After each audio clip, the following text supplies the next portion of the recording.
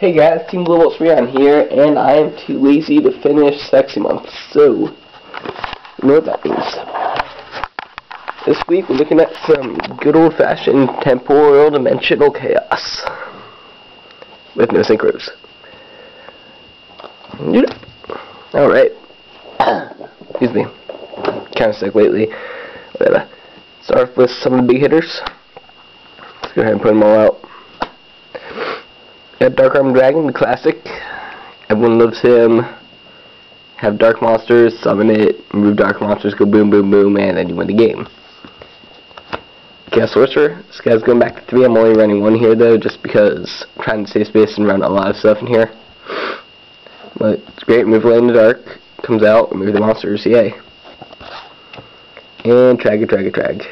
Just because I didn't ever run like 3 Battle Faders in here or something. The best option for OTK stoppers. It's awesome because you can steal their monsters, which kind of ties into the spewing around with the feel aspect of this deck. And technically, I guess if you do want to run Syncers in here, this would be the way to do it because you just steal their tuners. This build doesn't run any though, just because it doesn't have room. Right, moving on to the quote-unquote time travel people. These are the guys that more or less change this deck around. Got 2 D Alchemists, move the top card of the deck, and you get destroyed, return 1 remove card back to your hand.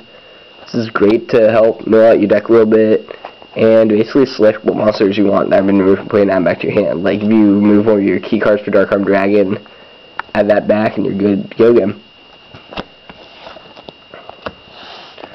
We got Necro. Awesome little zombie. He's great in here because there's so much remove from play going on.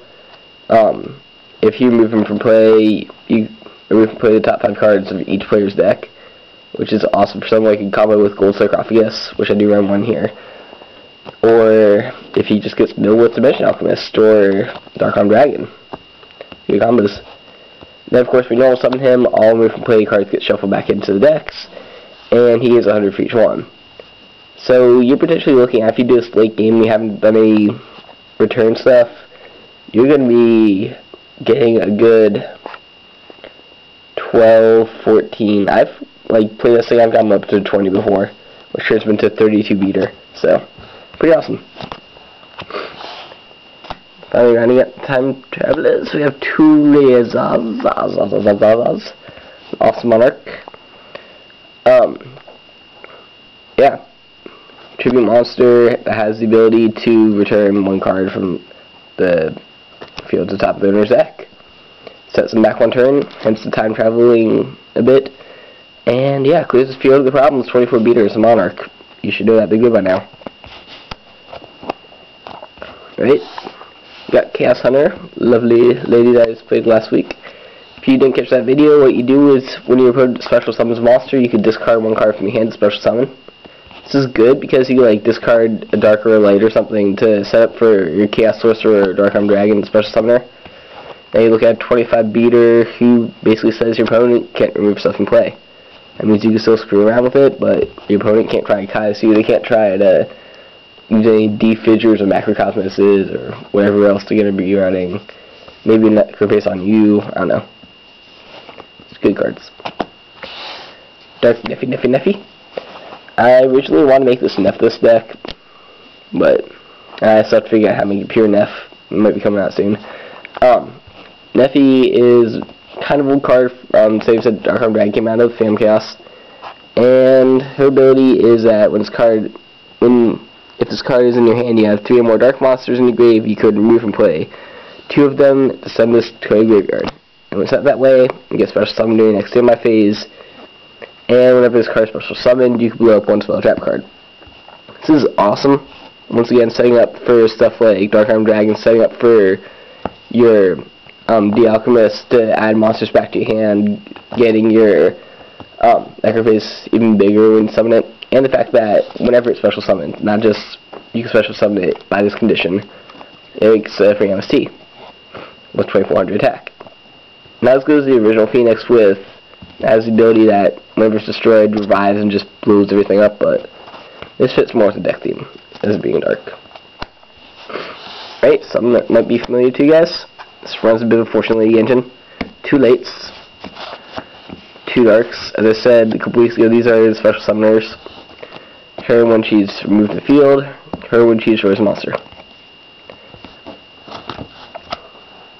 Got 1 water, just because this isn't a pure Fortune Lady build. Don't have room to do 10 billion Fortune Ladies in here, but water's good because she's going to be your primary target for your darks, unless you want to get another dark to beat face in. And just draw power. Draw. So much draw power, it's not even funny. Also, if you do go ahead with the Tragoedia, this gives you a water monster so you can run your, might just be his name, Gugniers. The awesome synchro. And that ladies, we got 2 wins. An MS Table monster. We got her from last week, our DD Warrior Lady. If I want to make this pure chaos, I'd be running more of her ranks from Thunder Kings from Raikos, but as you see by the wind, you should know by now that it's going to have Dark Smorg. Smorgy, I haven't played him in a while. You could summon them either by removing 2 cards in your hand or 2 cards in your grave. Once again, set up for Necroface or Dark-Armed Dragon or whatever. As long as he's out, your opponent can't set any cards. The end. 27 beater. Awesome. Finally, rounding out the monsters, we have 1 side blocker. Once again, it's another win for him. His ability is kind of like Prohibition. Once per turn, you could declare 1 card name. Cards with that name and their effects cannot be activated until the end phase of your opponent's next turn. So basically once per turn Prohibition. You could, like, this is good second game when you know what your opponent's playing.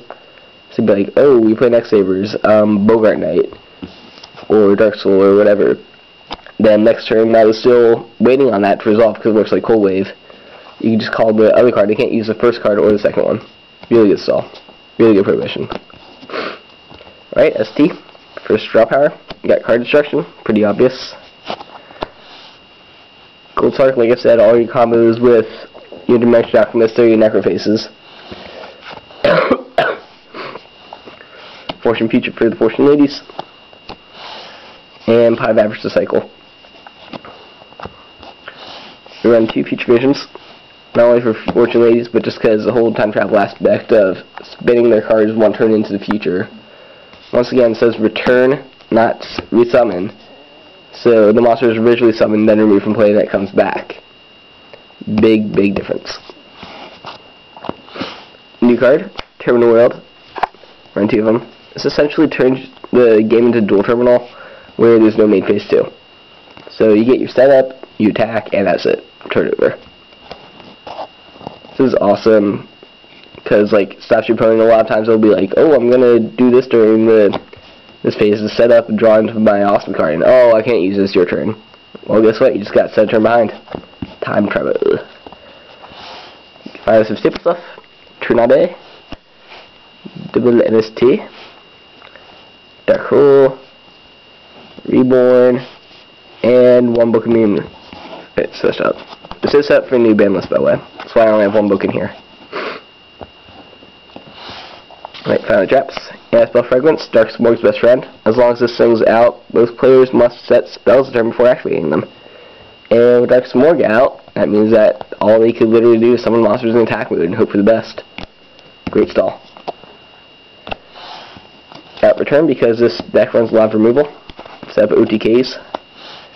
2 compulses, once again, like I explained, Fortune Ladies. Great offensively and defensively for Lady Light, or just making room for a monster, or bouncing their threats out of the way. Especially good with Synchros, because they're like, oh, now I'm out of material. Crap. And finally, my stable from ages ago, 2 Threatening Roars. Mostly I'm in here because I don't have any attack blocking monsters like Battle Faders or Gorzes or anything, just the Tragoedia. So it's good to have the Roars in there because they just chain everything. Alright, so that is my time-traveling chaotic deck. Awesomeness. If you haven't seen my newest announcements, I should, coming up, have how to run Blackwing's new format, my ideas on new format, and I'm working on Next Saber deck right now, actually, so that should be up sometime soonish. And if Harry ever wants to post it, he says he's going to post his crystals up, so look forward to that, too. Alright, this is the Rayons, signing out once again with an awesome Chaos deck, and my sexy Chaos Hunter. Farewell, YouTubes.